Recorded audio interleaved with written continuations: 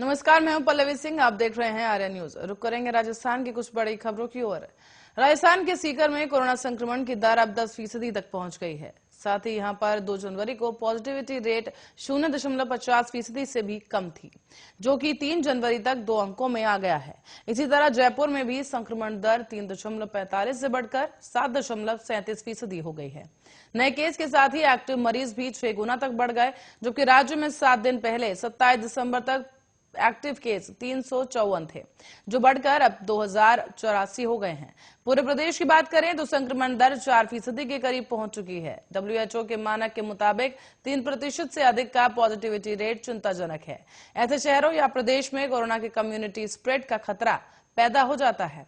यही नहीं बल्कि 76% यानी कि 10 में से करीब 8 एक्टिव मरीज सिर्फ जयपुर से और जोधपुर से सामने आए। मेडिकल हेल्थ डिपार्टमेंट की रिपोर्ट को देखें तो जयपुर जोधपुर के बाद अब कोटा, अलवर, प्रतापगढ़, सिरोही, अजमेर, बीकानेर, सीकर और अलवर में कोरोना तेजी के साथ फैलने लगा है। 3 जनवरी की रिपोर्ट देखी जाए तो राज्य के 33 जिलों में से 10 में संक्रमण की दर 1% से ऊपर रही। इनमें 7 जिले ऐसे हैं जिनमें संक्रमण की दर 3% या उससे ऊपर है। WHO के मुताबिक किसी शहर में संक्रमण की दर अगर 3% पहुंचती है तो ये खतरनाक संकेत है।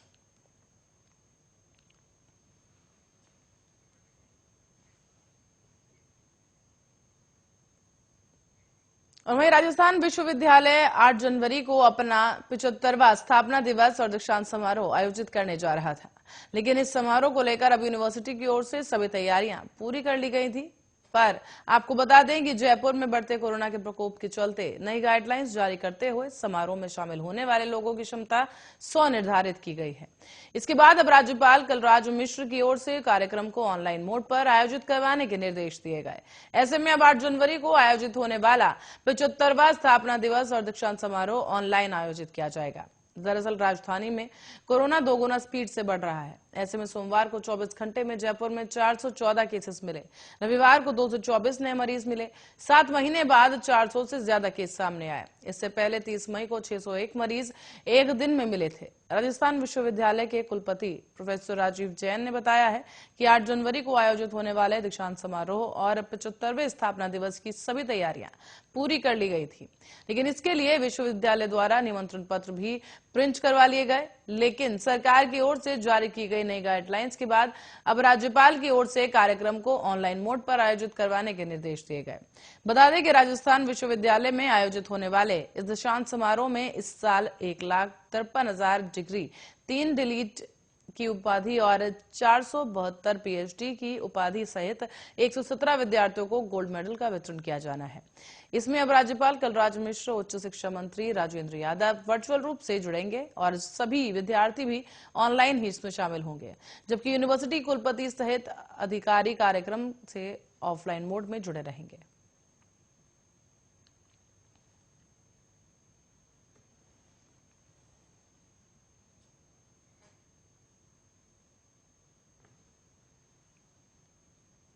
और युवक से मारपीट के विरोध में मंगलवार को दुकानें बंद कराने को लेकर तनाव बढ़ गया। 2 गुटों ने एक दूसरे पर जमकर पथराव किया और मौके पर पहुंची पुलिस ने लाठीचार्ज कर भीड़ को खदेड़ दिया। मामला राजस्थान के बीकानेर का है। बीकानेर में सोमवार शाम को युवक तेजस्वी गहलोत को बीच सड़क पर गोली मार दी गई। गोली उसके पैर पर लगी और ऐसे में युवक की मौत नहीं हुई, पर उस पर लाठियां और तलवारों से हमला कर दिया गया। बदमाश पीड़ित को लगातार पीटते रहे, फिर मौके से चले गए। ये किसी ने वीडियो बनाकर अपलोड कर दिया और अब ये वीडियो वायरल हो रहा है। युवक को PBM अस्पताल में पहुंचाया गया। इसी बीच बड़ी संख्या में लोग मौके पर पहुंच गए। आरोपियों की गिरफ्तारी की मांग की जा रही है। लगातार पुलिस ने भी मौके से गाड़ी जब्त की है, साथ ही इसमें तलवारें और डंडे बरामद किए गए। दरअसल अंबेडकर सर्कल पर सोमवार की शाम को हुई फायरिंग और मारपीट के बाद मंगलवार सुबह हालात तनावपूर्ण हो गए। जिस युवक से मारपीट की गई थी उसके समर्थकों ने मंगलवार की सुबह बंद का आह्वान किया। बड़ी संख्या में लोग दाऊजी मंदिर रोड पर दुकानें बंद कराने पहुंचे। इस दौरान दूसरे गुट के लोगों ने पत्थरबाजी शुरू कर दी। देखते ही देखते दोनों पक्षों के बीच तनाव और गहरा गया। दोनों गुटों ने एक दूसरे पर जमकर पत्थरबाजी की। सूचना पर पहुंची पुलिस ने लाठीचार्ज कर भीड़ को खदेड़ दिया। क्षेत्र में फिलहाल तनाव के हालात बने हुए हैं और पुलिस बल तैनात है। और अंतर्राष्ट्रीय बाजार में चल रही उठापटक के बाद अब सोने चांदी की कीमत पर भी नजर आने लगा है प्रभाव। राजस्थान में नए साल के साथ ही लगातार रिकॉर्ड कीमत पर पहुंच रहे सोने चांदी की कीमत में लगातार बदलाव हो रहा है। इसके बाद मंगलवार को सोना 24 कैरेट 10 ग्राम और 400 रुपए हो गया, जबकि चांदी प्रति किलो की कीमत 700 रुपए की गिरावट दर्ज की गई है, जिसके बाद अब बाजारों में एक बार फिर से ग्राहकों को रौनक देखने को मिल रही है। जयपुर सराफा कमेटी की ओर से जारी किए गए भाव के अनुसार मंगलवार को जयपुर में 10 ग्राम 24 कैरेट सोने की कीमत घटकर 49,250 रुपए हो गई।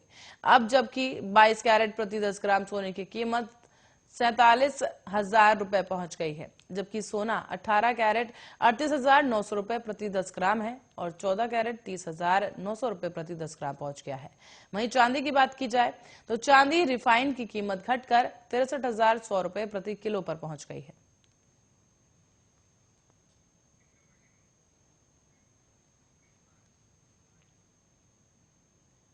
और राजस्थान में एक बार फिर से बारिश के संकेत सामने आए हैं। सोमवार रात को गंगानगर, बीकानेर, चूरू जिले में बूंदाबांदी हुई। बारिश के कई हिस्सों में बुधवार को भी बारिश की हुई है। इसके साथ ही ओले गिरने की आशंका अभी भी जताई जा रही है। मौसम विभाग ने अलर्ट जारी किया है और कई जिलों में मंगलवार की सुबह से ही बादल छाए हैं। उधर नए वेदर सिस्टम के कारण चूरू का न्यूनतम तापमान 7 डिग्री सेल्सियस तक बढ़ गया।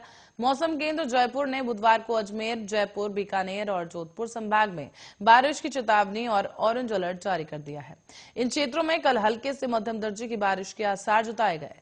ओले गिर सकते हैं। साथ ही राजस्थान में मंगलवार को मौसम की स्थिति देखें तो बीकानेर, गंगानगर, जैसलमेर, चूरू, जोधपुर, जालौर, बाड़मेर, इन तमाम जिलों में सुबह बादल छाए रहेंगे।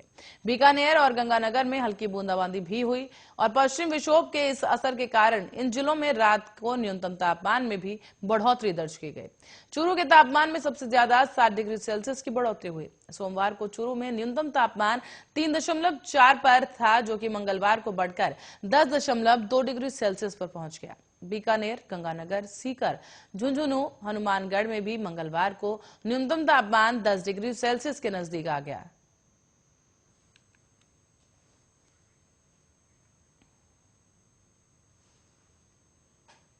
और रिश्ते में भाई लगने वाले इस युवक ने घर में अकेली देखकर युवती के साथ रेप किया है। आरोपी सुन और बोल नहीं सकता है। घर पहुंची पीड़िता की मां ने अस्पताल में भर्ती कराया, जिसके बाद पुलिस ने इस मामले को दर्ज कर आरोपी युवक को गिरफ्तार कर लिया है।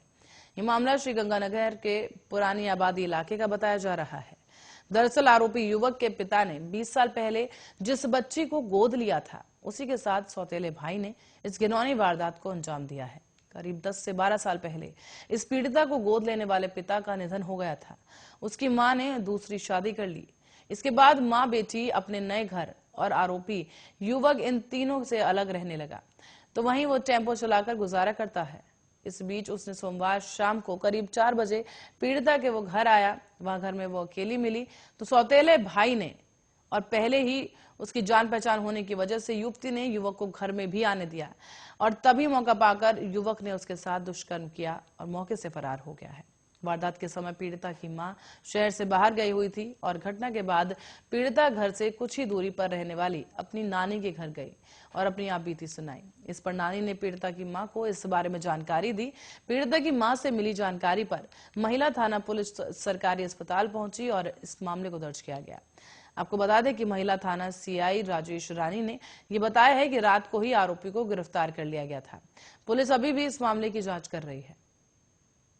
बढ़ेंगे अगली खबर की ओर। अजमेर जिले के किशनगढ़ में भाजपा नेता के घर के बाहर खड़ी एक बाइक को आधी रात में ही एक युवक ने आग लगा दी। बाइक की टंकी के पास धमाका होने की खबर आई और इसके बाद भाजपा नेता बाहर आए तो बाइक जलती हुई दिखाई दी। वहीं खड़ी कार को भी हटाया गया। साथ ही पुलिस को इस मामले की सूचना दी गई। घर में लगे सीसीटीवी कैमरे में वारदात कैद हो गई, लेकिन उसमें भी आरोपी का चेहरा नजर नहीं आया। पुलिस ने मौके पर पहुंचकर मुआयना किया और पीड़ित की शिकायत पर मामला दर्ज कर लिया गया है। फिलहाल आपको बता दें कि भाजपा के पूर्व मंडल महामंत्री और नगर परिषद के पूर्व उपसभापति राजू बाहेती ने यह बताया है कि उनके घर के बाहर उनकी कार और बाइक खड़ी थी। रात को करीब 12:15 बजे अचानक धमाके की आवाज हुई तो बाहर आकर देखा कि बाइक धूं धूं कर जल रही है। वहां खड़ी कार को वहां से तुरंत हटा लिया गया, जिसके बाद पुलिस को सूचना दी गई। पुलिस ने आकर घटनास्थल को देखा तब बाइक जलकर राख हो चुकी थी और बाइक को पुलिस ने फिलहाल जब्त कर लिया है। इसके बाद घर में लगे सीसीटीवी कैमरा को देखने पर पता चला कि एक युवक आया था जिसने बाइक पर पेट्रोल या केरोसिन छिड़का और आग लगा दी। आरोपी युवक आते हुए और वारदात करते हुए दिखाई दिया, लेकिन उसका चेहरा सीसीटीवी कैमरा में दिखाई नहीं दे रहा। आसपास के लगे सीसीटीवी कैमरा की फुटेज को भी पुलिस इस वक्त खंगालने में जुटी है। पुलिस को शिकायत दी गई है और पुलिस इस मामले की जांच में जुट रही है।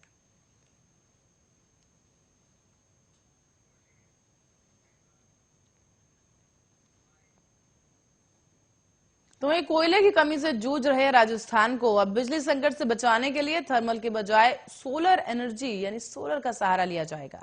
प्रदेश का ही नहीं बल्कि देश का सबसे बड़ा सोलर पार्क बीकानेर के पुगल में स्थापित होने जा रहा है, जहां से 4000 मेगावाट बिजली का उत्पादन होगा।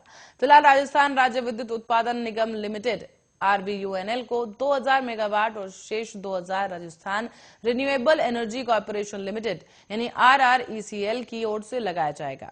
हालांकि अकेले बीकानेर से सरकार का लक्ष्य 6000 मेगावाट का उत्पादन करना है। जिला कलेक्टर निमित मेहता ने पिछले दिनों बीकानेर के पुगल में सोलर पार्क के लिए भूमि आवंटित की है। ये पार्क पुगल के रामसर छोटा बंदरवाला में है और यहाँ पर RVUNL खुद 810 मेगावाट का सोलर प्लांट लगाएगा, जबकि बाकी बची जमीन पर प्राइवेट फर्म को ठेका दिया जाएगा। ये फर्में राजस्थान सरकार को बिजली कम कीमत पर उपलब्ध कराएंगी। RVUNL की ओर से इस प्रोजेक्ट को लगाने के लिए कंसल्टेंसी फर्म का टेंडर निकाल दिया गया है। जो प्राइवेट फर्म ज्यादा से ज्यादा लाभ सरकार को दे सकेगी, उसके साथ अलग अलग प्रोजेक्ट में करीब 1150 मेगावाट का उत्पादन किया जाएगा। राज्य में सर्वाधिक बिजली उत्पादन की संभावना बीकानेर में है। ऐसे में सर्वाधिक खाली जमीन भी यहीं पर उपलब्ध है। ऐसे में इतना बड़ा प्रोजेक्ट बीकानेर की झोली में आ गिरा है। इसके साथ ही एक बड़ा कारण यह भी है कि गहलोत सरकार के दोनों ऊर्जा मंत्री बीकानेर से हैं। पहले डॉक्टर BD कल्ला ऊर्जा मंत्री थे, जो कि अब नए मंत्रिमंडल में भंवर सिंह भाटी इस पद पर है।